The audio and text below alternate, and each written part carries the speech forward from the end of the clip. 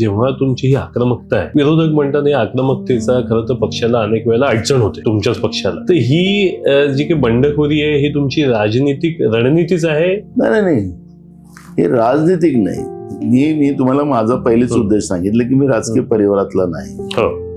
आणि मी जेव्हा इथं आलो तर त्यावेळेस राजकारणात आलो त्यावेळेस मी लोकांची लढाई लढायचं हे माझ्या डोक्यातला विषय आहे आणि आजही आहे. आज 2017 मध्ये मोदींच्या विरोधात बोलायची कोणाची हिंमत नव्हती. बरोबर. मी तुम्हाला मागे पुन्हा नेतो. पण मी त्यावेळेस एकटा माणूस होतो की त्यांचा विरोध केला आणि त्यांच्या पॉलिसीचा विरोध केला. मी समजा राजकारणामध्ये येऊन भलमार पैसे कमवले असते, संस्था काढल्या असत्या, तर मला विरोध करायची क्षमता नसली राहील. मी जनतेची लढाई लढतो. त्यामुळे मला कोण काय बोलतो त्याच्याकडे लक्षपेक्षा मला जनता महत्वाची, लोकांसाठी आम्ही आहोत, लोक आमच्यासाठी नाही, ही भावना माझी आहे. कालही होती, आजही आहे, उद्याही राहणार.